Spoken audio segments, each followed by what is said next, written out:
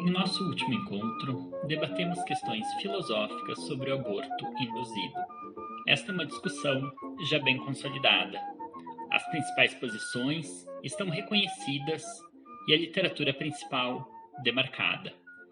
Isto contrasta fortemente com o caso do uso recreativo de drogas, isto é, o debate, na ética prática, sobre a moralidade ou imoralidade do uso recreativo de drogas, se encontra em estágio bem mais incipiente. Não há tanta literatura, as questões não se encontram tão bem formuladas e as posições nos debates são mais ambíguas e mais confusas. Mas justamente por isso, pode ser interessante examinar o assunto de modo mais minucioso. À primeira vista, são várias as questões a serem analisadas. O que são drogas? Por que umas são lícitas e outras ilícitas? O que é o uso recreativo de drogas? Quais são os argumentos morais a seu favor? E quais são os contrários? Caso o uso recreativo de drogas seja imoral, ele deve ser proibido? E quais seriam, ou melhor, quais são as consequências de sua proibição? Para começar, não é nítida a demarcação entre substâncias que são consideradas drogas e outras que não o são. Drogas, a princípio, seriam as substâncias que provocam alterações físicas e psíquicas, modificando o funcionamento do organismo. Mas essa definição é capaz de incluir qualquer substância que é ingerida. Afinal, qualquer alimento modifica o organismo. O limiar químico que distingue as alterações causadas pela ingestão de chocolate, café, cerveja, maconha e cocaína é bem mais tênue do que pode parecer à primeira vista. Mas tamanha indefinição não se estende ao terreno da lei. Ninguém é punido por comer chocolate, ou por beber café ou cerveja, mas pode ser punido por fumar um cigarro de maconha ou cheirar cocaína. Mas qual o motivo por trás da proibição de certas substâncias, enquanto outras permanecem legalizadas? Uma possível resposta seria o dano causado. A lei poderia proibir substâncias extremamente nocivas e tolerar e permitir o uso de substâncias pouco daninhas. Mas não é este o caso. A maconha, provavelmente, é menos nociva do que bebidas muito alcoólicas. Ademais, também aqui a legislação varia muito regional e temporalmente. A maconha, por exemplo, chegou ao Brasil ainda no século XVI, sendo consumida sobretudo por pessoas escravizadas de origem africana. Ao longo de 4 séculos, foi consumida sem repressão, muito pelo contrário, com até algum incentivo por parte da coroa portuguesa, que estava interessada no cultivo do cânhamo. Este quadro só é alterado na década de 1930, quando começam a ser feitas detenções para conter a venda da cannabis sativa. É de 1938 a primeira legislação que proíbe o plantio, a colheita e a exploração da maconha. E desde então se combate tanto o tráfico quanto o consumo, embora este último tenha sido atenuado nos últimos tempos, mais precisamente com a instituição da Lei nº 11.343, em 2006, que abrandou as punições para o consumo de drogas. Com esta lei, o consumo deixou de ser motivo para a detenção. Assim, quem porta drogas em pequenas quantidades, apenas para consumo pessoal, pode ser advertido sobre os efeitos das drogas, ter que prestar serviços à comunidade ou ainda ter que comparecer em programa ou curso educativo. Mas isso deixou de ser motivo para a detenção, para a prisão. Não obstante, mesmo esta lei ainda é bastante repressiva quando comparada com legislações de outros países, como Uruguai, Portugal ou a de vários estados norte-americanos, onde ou bem o consumo da maconha está legalizado ou bem descriminalizado. Cabe notar, de forma similar ao ocorrido na questão do aborto, que o número de pessoas que já consumiram maconha é tão grande que seria contraprodutivo, se não mesmo impossível, punições, ainda que brandas.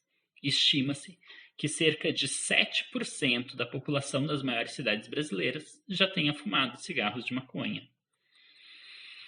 Há de se notar, ainda, que o uso recreativo de drogas é o nome dado para o consumo de determinadas substâncias simplesmente pelo prazer advindo delas. Drogas, como vimos, são substâncias que alteram as funções do organismo, servindo muitas vezes para curar enfermidades e outras para alterar o estado da mente. Por conseguinte, as drogas podem ser consumidas para fins terapêuticos, para fins religiosos e para fins recreativos. Notem, a mesma substância pode ser utilizada para fins distintos. O ayahuasca, por exemplo, é um chá alucinógeno que pode ser utilizado para fins religiosos, em rituais da união do vegetal ou do santo daime, mas que também pode ser utilizado para fins recreativos. A maconha, usualmente associada à recreação, está cada vez mais sendo adotada para fins medicinais, para tratar a epilepsia e diversas doenças neurológicas.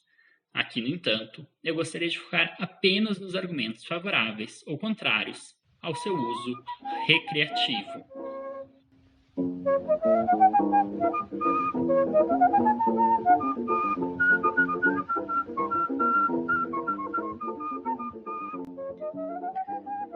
Boa parte do debate filosófico sobre o uso recreativo de drogas trata da questão de danos auto-infligidos, isto é, de se alguém teria o direito de causar dano a si próprio e de se faz sentido proibir algo que não faça danos a terceiros. A posição antiproibicionista costuma recorrer ao princípio do dano de John Stuart Mill. De acordo com Mill, a sociedade só deve interferir na liberdade de alguém quando este alguém provoca danos a terceiros. Cada pessoa teria o direito de fazer dano a si mesma, e isto só diz respeito a ela própria. Neste caso, haveria de se legalizar não apenas o consumo de drogas pouco nocivas, caso da maconha, mas também de outras bem mais daninhas. Mesmo em casos severos, como o vício em crack, se trataria de um dano auto-infligido. O usuário teria o direito de poder causar dano a si próprio, e a sociedade não deveria impedi-lo de fazer isto. Alguém pode, claro, objetar que o usuário tenderá a praticar crimes na medida em que o vício se estabelece. Mas aí justamente o usuário atravessaria o limiar e seria repreendido por provocar danos a terceiros ao cometer crimes, e não por causa de sua adicção. Neste caso, o uso recreativo de drogas não é nem moral nem imoral. Ele simplesmente pertence à esfera privada, íntima, e isto, o que ocorre nessa esfera, simplesmente não diria respeito à sociedade. Mas há também quem argumente que a questão não é tão simples assim. Sociedades contemporâneas buscam garantir aos seus cidadãos patamares mínimos de qualidade de vida, o que inclui, por exemplo, a oferta de serviços de saúde. O custo social da adicção poderia ser bastante alto. Notem que o vício em tabaco se tornou um assunto crucial justamente quando a conta de milhares de tratamentos contra câncer de pulmão começaram a minar os orçamentos da saúde pública. O mesmo ocorre aqui, com a questão do vício em drogas. Quem arca com os custos desses tratamentos, uma sociedade poderia se desobrigar a tratar destes danos autoinfligidos e, portanto, não arcar com esses custos?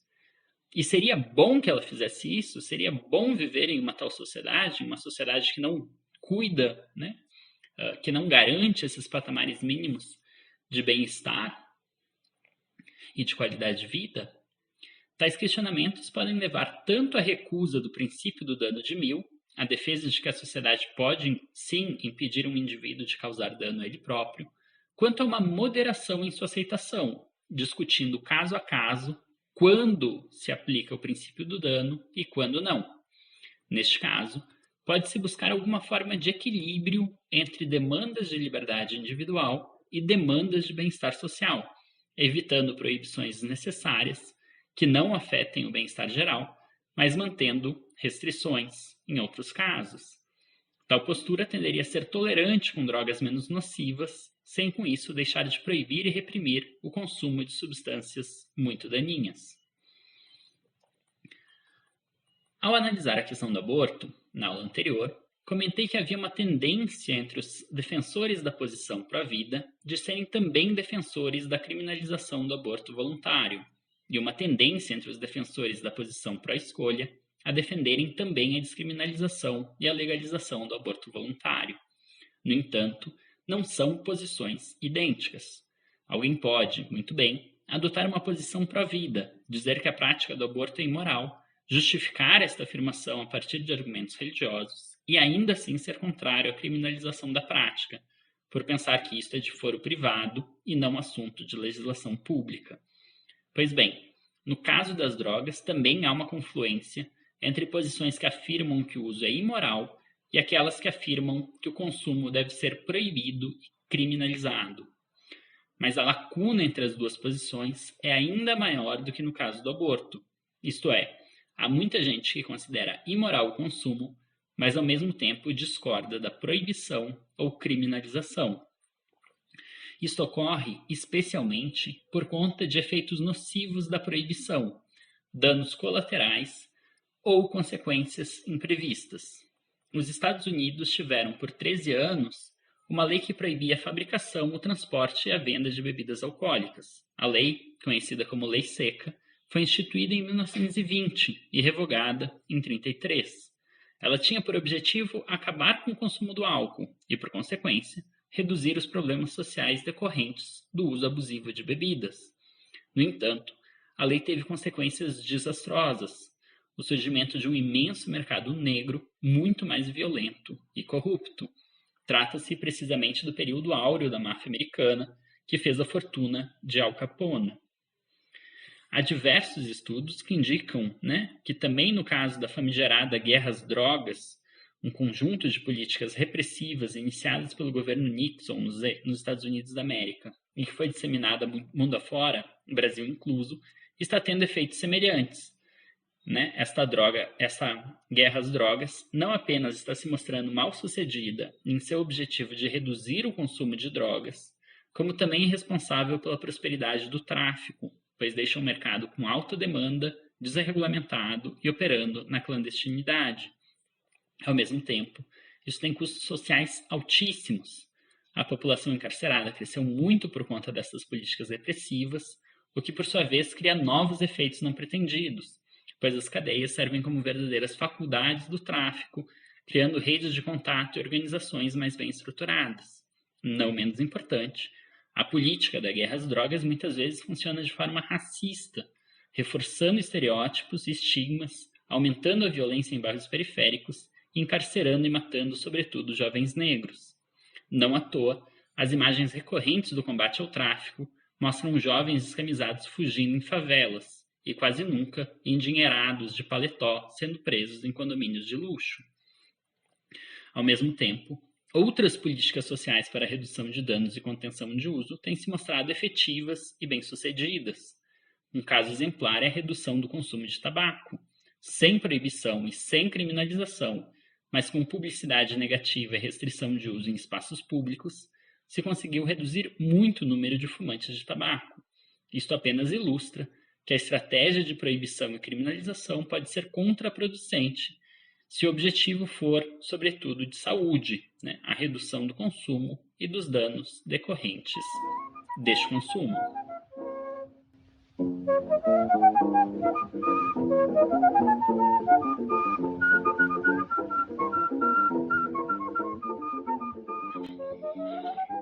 Ilustremos a questão agora com o caso mencionado na segunda aula, e como o dilema que ele retrata poderia ser pensado pelas distintas teorias éticas normativas. Recordemos do caso.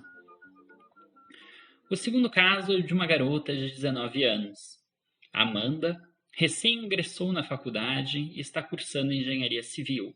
Ela é parda, solteira, não tem filhos, ainda mora com os pais e com 2 irmãos, um mais velho e outro um pouco mais novo. Sua família não passa dificuldades financeiras, mas também não vive com luxo. Seus pais têm empregos estáveis, razoavelmente remunerados, de modo que conseguiram financiar uma casa em um bairro de classe média baixa em Betim, na região metropolitana de Belo Horizonte. A casa é boa e espaçosa, tem 3 quartos, mas é distante dos locais de trabalho dos pais e das escolas e faculdades dos filhos. O maior luxo de Amanda é ter um quarto só para si. Amanda é católica, mas não praticante. Ela quase nunca vai à igreja. Na verdade, ela pouco pensa em assuntos de religião.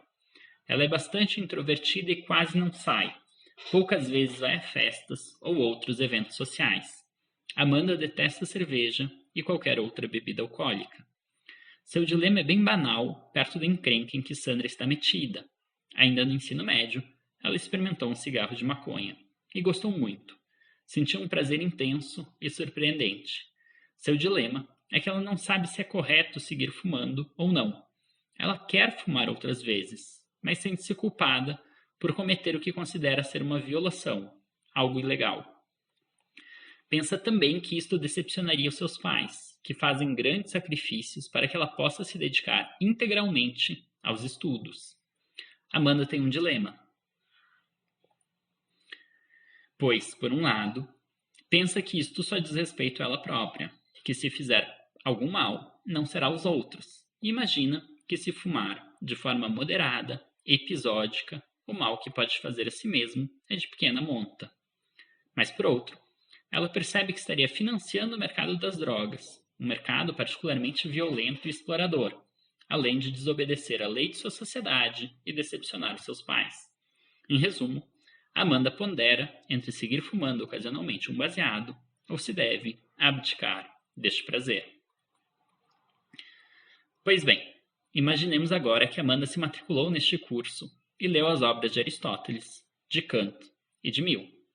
Como ela poderia elaborar este dilema moral a partir de cada uma destas teorias normativas da ética? Comecemos desta vez pela ética consequencialista, passemos depois para a deontológica e, por fim, para a teleológica. Primeira situação.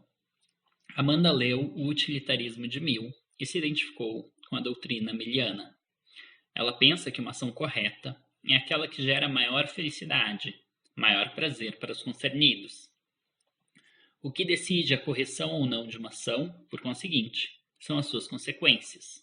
Agora, é preciso calcular quais os prazeres advindos de um uso recreativo moderado de uma substância como a maconha. Para isso, cabe ponderar qual o prazer que ela, Amanda, obtém ao fumar. Este é um tipo de prazer inferior ou superior? E quais são os desprazeres decorrentes deste ato, nela ou em terceiros? Não é fácil, claro, converter qualidades em números. É mais provável que Mill considerasse um prazer como este um mero prazer sensível e, portanto, de qualidade inferior.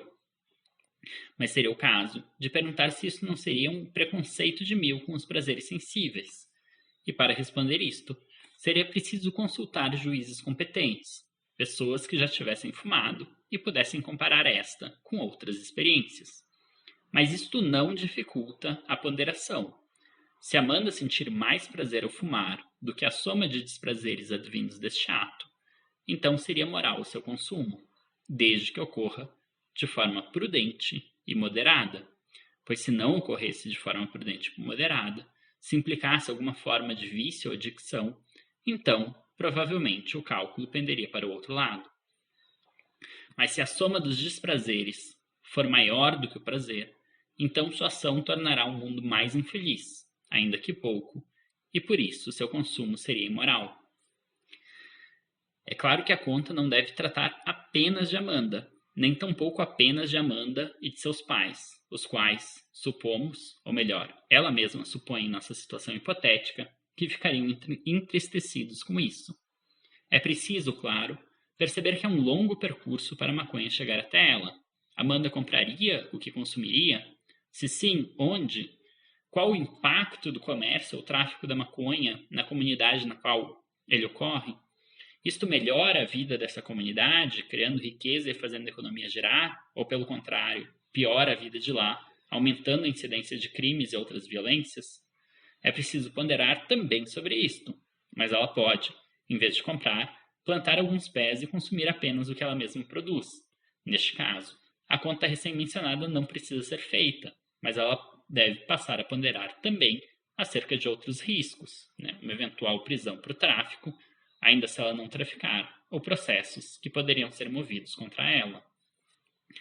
Mas em toda esta situação, estamos apenas considerando se a ação individual é moral ou não. o utilitarismo também serve para julgar se a legislação que trata do assunto é justa ou injusta, correta ou incorreta. E a forma de raciocinar sobre isto é idêntica à forma de julgar a ação individual. A legislação é boa se aumenta a felicidade geral e ruim se a prejudica. É preciso, assim, também questionar se a proibição do uso e a criminalização do comércio geram efeitos benéficos ou maléficos na felicidade comum. Neste caso, ao menos, seria muito difícil para um utilitarista defender a famigerada guerra às drogas, pois há fortes indícios de que seus efeitos colaterais, como encarceramento em massa, violência tanto por parte da polícia quanto por parte de traficantes que operam justamente por não haver um mercado legal para tais bens, etc., têm efeitos daninhos muito maiores do que o próprio consumo da droga, do que os efeitos do próprio consumo das drogas. Enfim, em resumo, um utilitarista poderia considerar moral ou imoral o uso recreativo de drogas ilícitas, a depender do cálculo de prazeres e desprazeres envolvido.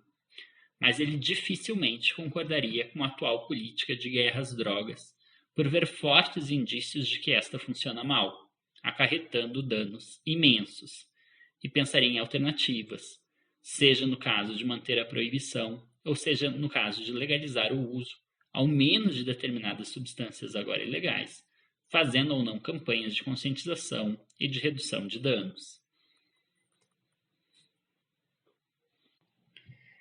Segunda situação. Amanda se identificou com a ética do dever. Leu, gostou e adotou a fundamentação da metafísica dos costumes. Agora, antes de agir, ela pensa: qual a máxima está inspirando minha ação? Eu poderia querer que esta minha máxima se tornasse uma lei universal, que todos os demais atuassem de acordo com esta máxima? Ainda que ela não saiba se consegue de fato agir por dever, ela se contenta em agir conforme o dever. Ela só faz aquilo cuja máxima gostaria que os demais também adotassem. E então, Amanda tenta formular a máxima que está lhe servindo de inspiração. Posso usar recreativamente uma droga ilícita. E então pensaria se ela poderia querer que isso se tornasse uma lei universal. Ora, dificilmente ela poderia querer um mundo no qual as pessoas desobedecessem à lei quando achassem conveniente. Criar exceções para si próprio é precisamente o que o imperativo categórico veta, de modo mais veemente. Ela poderia, e isso certamente seria o indicado pelo filósofo alemão, expor publicamente os motivos pelos quais ela considera que a lei deveria ser alterada, engajar-se em debates para legalizar o uso, fazendo uso público da razão, mas não poderia, neste caso, agir contra a lei. E no caso de ela ser bem-sucedida e da droga deixar de ser ilícita, então é provável que ela pudesse consumir sem cair em contradição, e mesmo querer um mundo no qual as pessoas usem prudentemente substâncias que a satisfaçam. Mas em outro caso, não. Cabe, no entanto, questionar se ela poderia formular sua máxima de outro modo, de modo que pudesse querer a sua aplicação universal. Imaginemos que ela não ressalte o caráter ilícito na máxima, mas apenas o prazeroso, e formule a máxima da seguinte forma: posso me proporcionar prazeres, desde que não causem danos a terceiros. Esta é uma máxima que dificilmente alguém não gostaria de ver universalmente aplicada. Pode-se objetar, claro, que há algum dano aí que é feito a si próprio. Porém, este é também o caso de bebidas alcoólicas e mesmo de determinados alimentos excessivamente gordurosos, adocicados ou estimulantes. E imagina-se, poucas pessoas gostariam de viver em um mundo no qual fosse proibido beber uma cerveja ou comer um chocolate. Terceira situação. Amanda encantou-se com a ética Nicômaco. Ficou surpresa com a atualidade de uma obra escrita 2.500 anos atrás e encontrou ali um guia de conduta, uma referência para elaborar os seus dilemas e as suas preocupações. Assim, ela não se preocupa tanto com ações particulares, mas muito mais com o conjunto que elas formam. E ela quer que este conjunto, o seu caráter, seja belo e bom. E isto só é possível por meio de práticas de ações virtuosas que culminem em um propósito elevado. Então Amanda pensa: o que quero realizar em minha vida? O que devo fazer para, quando estiver ao final dela, sentir que tive uma vida plena? Ela sabe que não é a riqueza que lhe vai proporcionar isto. Sabe também que não é simplesmente uma vida doméstica com os cuidados do lar e dos filhos. Amanda quer algo mais. Quer conhecer o mundo, experimentar as coisas, ter experiências. Em resumo, ela quer ter histórias para contar quando chegar na sua velhice. Portanto, ela precisa valorizar certas virtudes: desprendimento, coragem, capacidade de se adaptar a novas circunstâncias. Bem, neste caso, o que ela deve fazer? Provavelmente seu projeto de vida não será prejudicado por fumar ocasionalmente um cigarro de maconha, isto é, parte das experiências que acumulará. Apenas deve cuidar para que isto não se torne um entrave para outras experiências e, por conseguinte, abdicar de qualquer uso excessivo. Neste caso, seu caráter poderá ser belo e bom consumindo alguns baseados, mas deixará de sê-lo se o uso abusivo impedir novas vivências. Mas digamos que o plano de vida de Amanda não seja este. Imaginemos o caso em que ela almeja uma vida sossegada, sem maiores aventuras. Amanda quer ter um emprego que lhe garanta uma vida decente, quer ter uma família e se dedicar o máximo possível aos filhos. Ela pensa que se sentirá realizada se chegar em sua velhice mantendo fortes os seus laços familiares. Seu maior medo é o de ficar sozinha, ou de só ter relações efêmeras e superficiais. Para tanto, ela acredita que deve evitar tudo aquilo que possa ser uma perdição, prazeres que podem fazer com que ela perca o controle da sua situação. Agora, a partir disto, ela pensa: devo fumar maconha ou não? Então, nesta situação, é provável que a maconha seja precisamente o tipo de armadilha que pode fazer com que ela não tenha uma vida bela e boa, que ela sucumba a tentações banais que não lhe realizarão, com as quais ela não alcançará a plenitude. Neste caso, ela deveria abdicar do consumo. Como no caso do aborto voluntário, tema de nosso último encontro, também neste assunto, nenhuma das éticas normativas seria taxativa em sua resposta. Isto é, elas poderiam fornecer a linguagem tanto para uma defesa de que o consumo recreativo de drogas pode ser moral, quanto para a posição contrária. Ainda assim, é preciso notar certos impeditivos. A ética kantiana impede que se crie uma exceção para si mesmo no que diz respeito ao cumprimento da lei, o que impediria o uso recreativo nos locais em que ele é proibido.